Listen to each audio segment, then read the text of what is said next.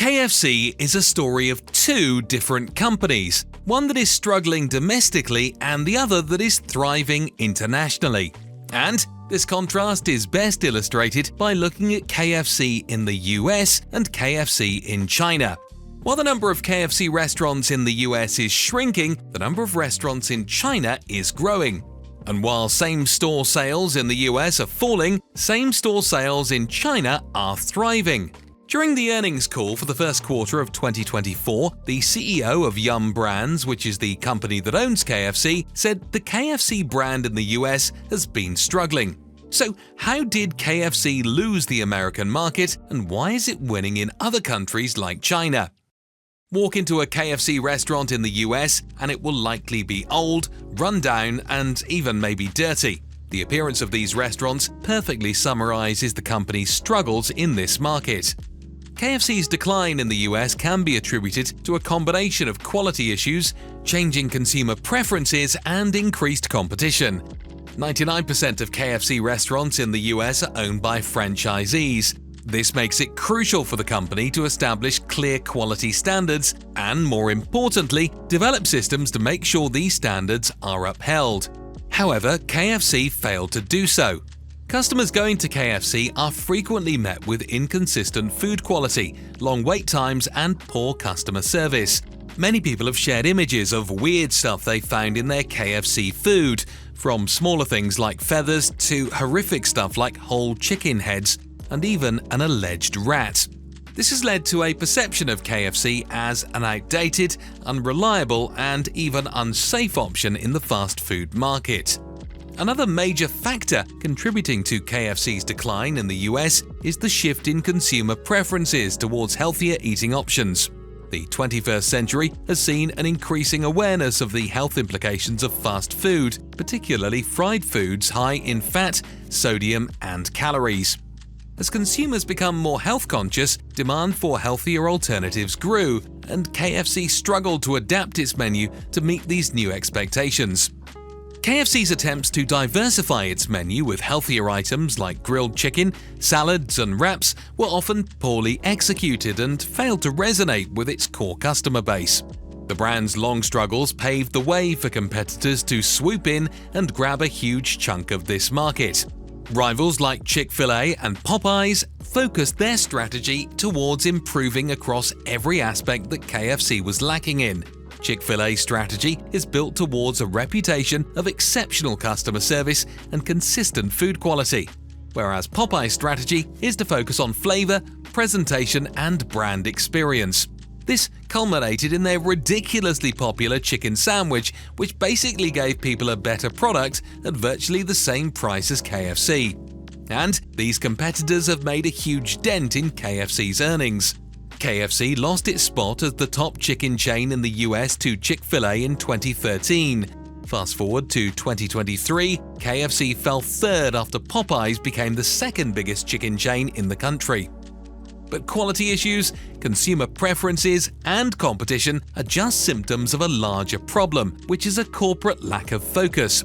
While KFC in the US was struggling, executives took pride in the fact that the global KFC brand was growing. Sales were growing, the number of stores was growing, and the brand was entering new markets.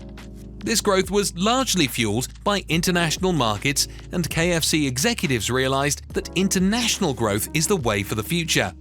Turning things around for KFC in the US would mean investing time and resources into a turnaround that may or may not work.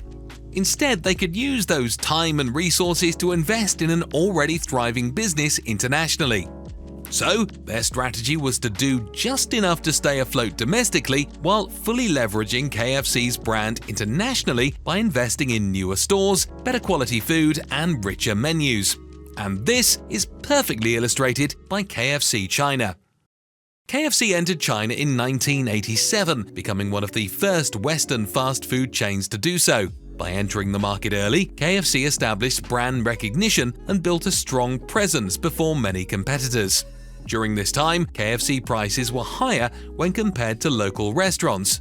Because of this, plus the fact that it was an American brand, many people saw KFC as a more deluxe restaurant. And to uphold its image, KFC invested in building and maintaining new, sleek, and clean stores. While all of this was important in helping the brand conquer China, it was a decision back in 2015 that really solidified KFC's China plans. See, KFC saw consistent growth up until the mid-2010s when sales started to slow down after a few problems with suppliers and quality. Yum Brand's executives recognized the potential of the Chinese market and, more importantly, understood that they were not the right people to successfully run KFC China. Not wanting to make the same mistakes as they did in the US, they decided to spin off the Chinese Yum brands into a separate company called Yum China in 2015.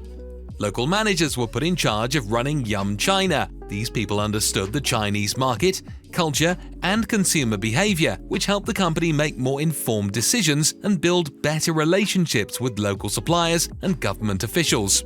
And the new executive team took several bold and important steps. One of the most important decisions they made was to keep most of KFC China restaurants company-owned. This meant that Yum China would own and operate most of the restaurants in China, a complete opposite of KFC's strategy in the US. This gave the company more control over the quality, brand image, and customer experience. Additionally, Yum China doubled down on localizing the KFC menu. It now serves over 40 items and, more importantly, introduces over 150 new products each year.